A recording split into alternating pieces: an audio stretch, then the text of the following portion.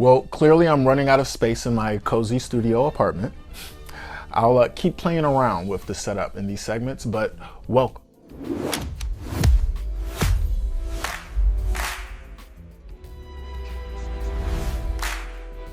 Federation Temple is a short film that stars a priest who has created an occult-like following in a church based in an alternate reality.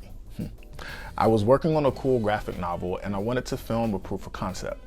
I originally wrote a script that felt a lot more like The Last Airbender, where the lead character in my graphic novel is guided through the sands of Egypt with this ancient African god.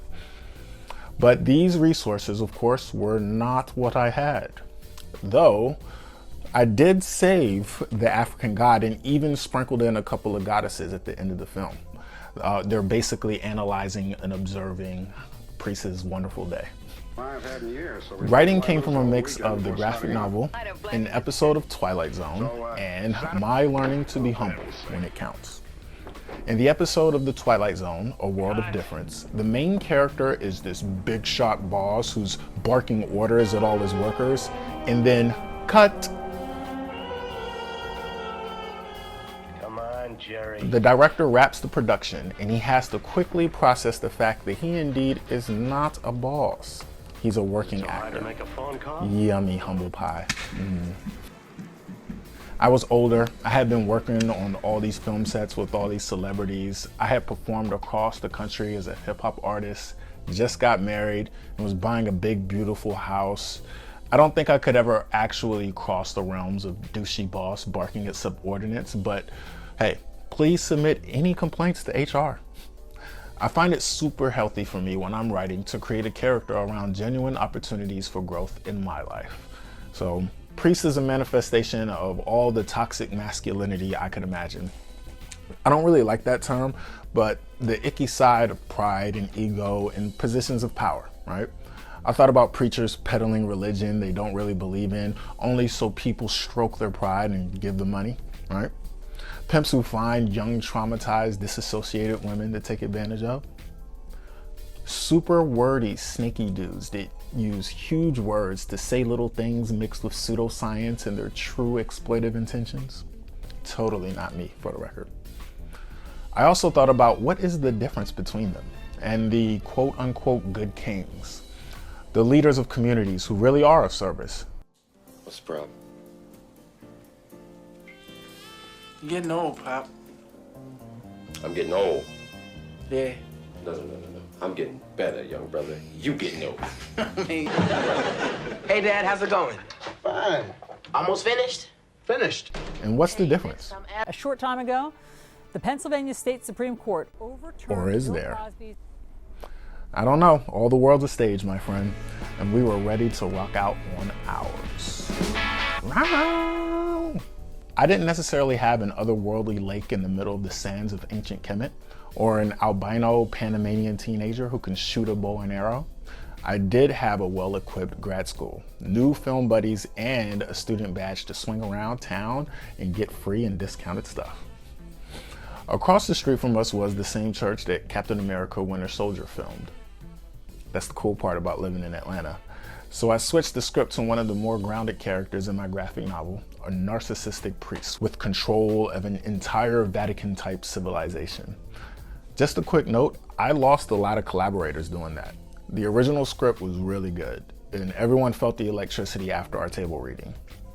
I had to take off my director-writer cap and put on my producer cap and think logistically. I think the story benefited from it a lot. I think if I understood the casting process a lot better, then I would have continued with the original script, but I'm glad I learned how to make the most out of what I had. Today, I think I would have regretted not using as much of our school's locations as possible. It's free production design. And in my experience, it's been helpful to be flexible in your creativity to a certain extent. Rob Douglas came through on another last-second casting. He's friends with Will Dalton, an actor I worked with on Loving. Shout out to my Loving fam. Along with a few other movies, that production really gave me that romantic summer camp vibe that everybody always spoke about when you're working on set.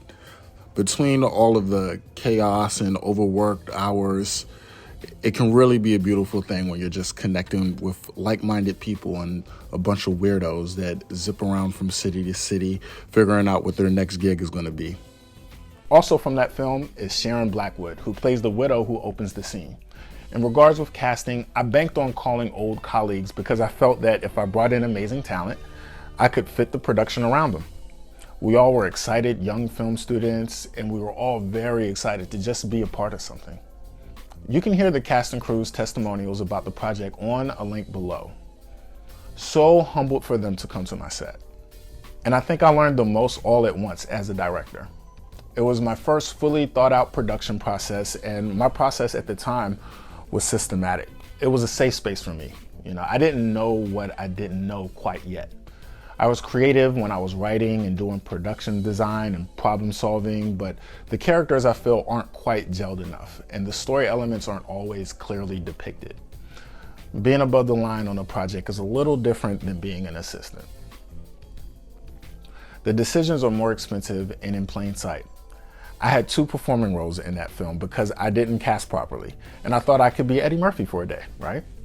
And indeed, it was quite the task. Very mentally drained by the end of day 2, just from juggling, producing, directing, performing, personal life. Makes me really respect all my favorite comedians that built their careers doing that. I wouldn't be a film nerd if I didn't point out some of the drama actors who do the same. As said before, production design was a key element of this film. Helen Chan is a fellow SCAD alumnus who always is a pleasure to work with. We figured out the wardrobe, contact lenses. We went to the prop rental place and picked all sorts of fun furniture for the office. She did all the finishing touches for our sarcophagus at Tony's shop. Helen always makes the frame look so much better. And she's been creating her own films, and I'm always encouraged by my international film fam. A big problem I solved with production design and photography was how to depict the African gods at the end. I wanted it to have a cosmic vibe. I always envisioned a look similar to Eternal in the Marvel universe, but I didn't know how to pull it off on the screen. I spoke with our VFX chair at SCAD to see if I could even interest some students to help me design.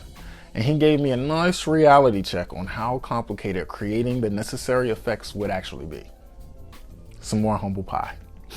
So I started looking through photography, and I discovered a photographer who would splash UV glow-in-the-dark paint over models and take photos of them with these cool black backdrops. And that, my friend, was a marvelous eureka moment. Only a few dozen of those per year, so I revere the moment when it comes. Now, some students from my hometown came down with their shiny new Blackmagic Ursa, and we had a blast. The Ursa at the time was amazing for the super 38 image sensor it has that shoots over 4K res.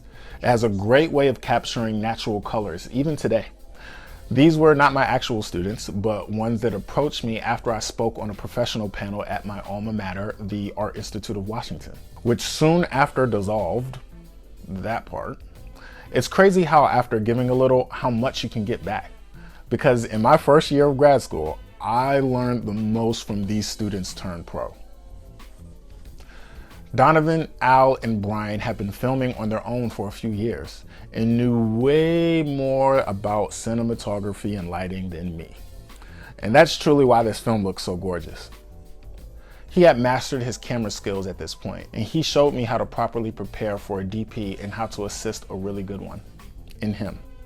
I realized how decently oiled the entire production ran, how I knew where all the provisions needed to be, where my time needed to be, but this was also my first time, so I learned a lot of ways to improve my production process. I didn't depend on an audition. I called in favors from all over the country, flew people in town, called all of my old first team talent from studio sets. It was very expensive. And when a lot of them weren't available, I constantly considered myself in all the roles, which is time expensive. Even the lead role for a week or so. I considered it, but bruh, I was so busy and a young filmmaker, so I could only do the characters with the smallest scenes. What's even crazier is that I had white contacts in, or I was blindfolded, so I couldn't see anything. And you couldn't see my pupils, and as I watched that film and watched people watch that scene, I thank God they can't see my eyes and just how unfocused I was. My mind was spinning, and on the day I knew it, but I just kept busying myself. And we lost a lot of time filming that scene just because I wasn't as hands-on with the schedule and was, blind. And we honestly were all just having fun with all the cool costumes and makeup we were wearing. It was a fun bonding time with some of the most talented people I know. I learned how to delegate production tasks and identify talent and how to do it on a schedule. Having one of my PA buddies come in and AD helped out so much. I think when you prepare for a project a certain way, it's a dog whistle for the best in your orbit to come around and be a part of something you all can have value in. Software is catching up, and I do believe that tomorrow's filmmaker may be in front of a computer monitor more often than today, but I'll tell you what happened way back in the Lord's year of 2018. I built the stunt wall, but we were running out of time at the end of the production, so we couldn't film it with Rob. And honestly, I was a little scared of using a real actor, and I didn't hire a stunt performer, and I really didn't know WTF I was doing when I built the wall in the first place. Please watch the link below to see that process. So we shot the stunt wall on another day with me as a body double in the studio with my dreads wrapped in a stocking. While editing, I realized I didn't have enough footage to sew the shots together. Now, Al and Donovan are gone back to DC, and I recreate the lighting and put on the priest clothes and fall on the ground over and over again in my friend's living room. Pretty rough, my friend. I didn't even use the insert shots from the scene in my friend's living room. And I used reaction cutaways to deal with the gap of movement through the entire stunt action. We built an entire wall, had 2 reshoots, and put a lot of time and money in it. So I'm looking forward to hearing some suggestions from anybody on how we could have better put that wall to use. This is a perfect case scenario of when the work and decisions don't show up on the screen. And that, my friend, is a waste of time and money. Today, I would tell myself to do several camera tests with the stunt wall and slotted a lot more time and resources in the day we shot this stunt scene.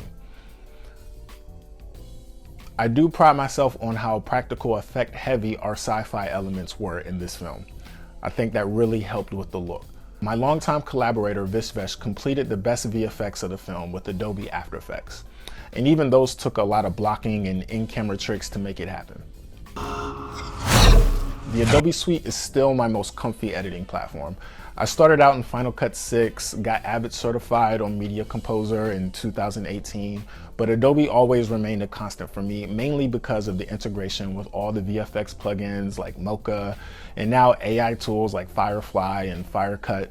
But the media flow from editing a still in Photoshop to motion graphics in After Effects to cutting pictures in Premiere always worked nice for me and my collaborators.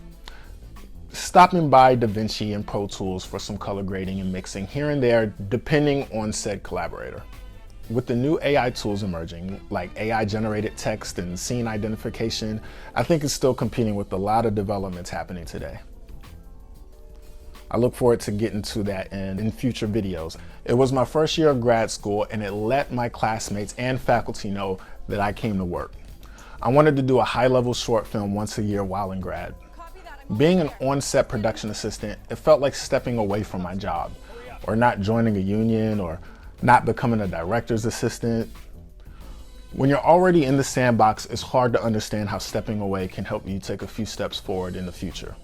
Everyone jokes about film degrees in academia on set, or YouTubing. If you can't figure it out and show the right people what you want to do while you're there on the set, then maybe it isn't for you anyway.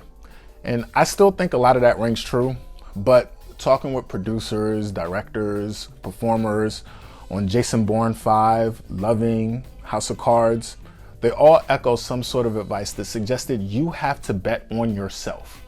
You have to create. Make bad movies, make cheap movies, make movies that don't get made. Enjoy the process. And if you're in the industry, you know exactly what that means. I say all that to say I went to grad school with the intent on using it as a blanket. Instead of going out and making films on my own while working a dead-end job, I would submerge myself in the craft and make as many movies as I can to find my voice and be able to show what I can do immediately after school. The only academic value I really took in it was being able to teach film in the future. But that honestly has barely put a dent in the $200,000 of debt I accrued in the process. So similar to my character building days, I would not necessarily recommend in most cases. Jen, send his change up to the first set. Everyone is acting like a bitch again.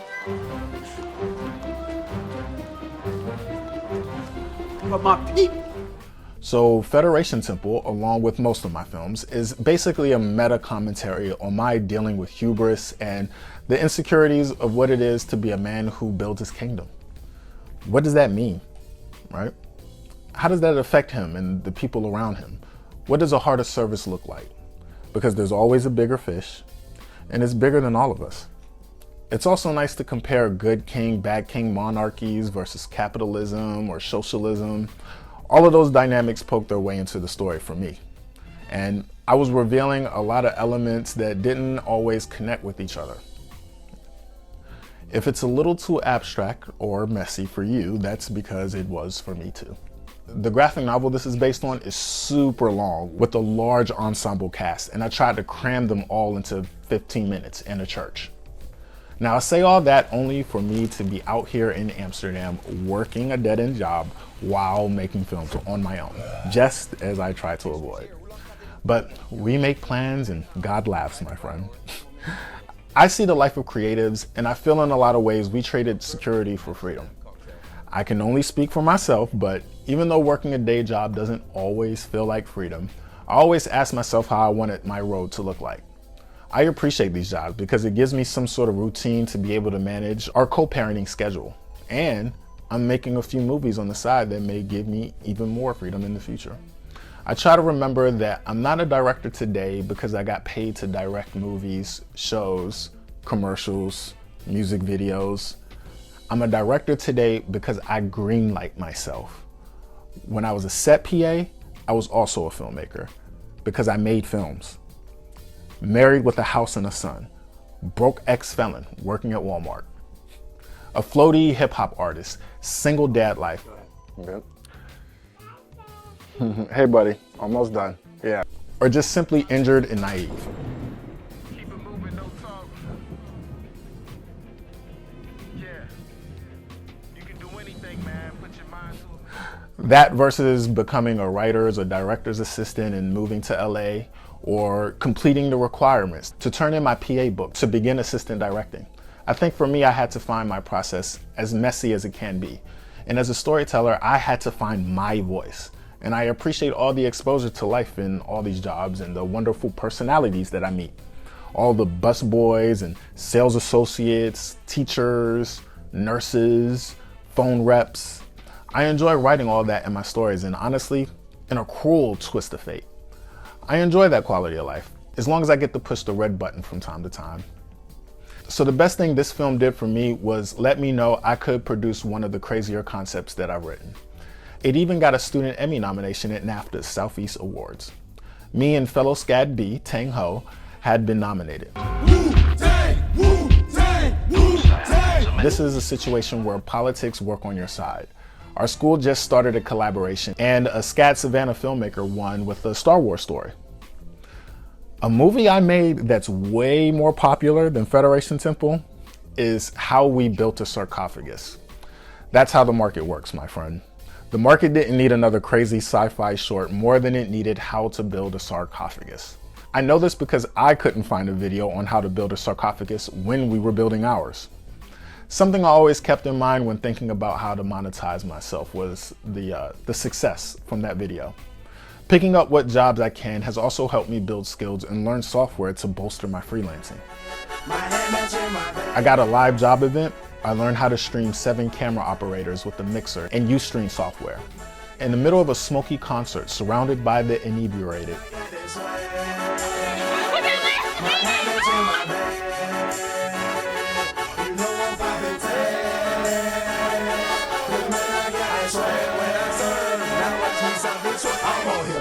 I got a film marketing and online academy job. I learned HeyGen's digital avatar software and script prompting from ChatGPT.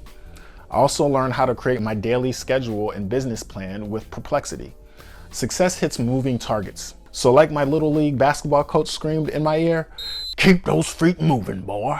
You can watch Federation Temple, How We Built the Sarcophagus, behind the scenes montages, interviews, or the trailer on the links below. And of course you can watch the full film too. Not to dampen the mood, but I wouldn't feel right if I didn't give an RIP to Eva Mariniak. She played one of the evil soldiers and was also in my very own music video. Gone too soon. Is there anything you guys can teach me? Any blind spots you may have noticed? Send me a comment and I'll look forward to responding.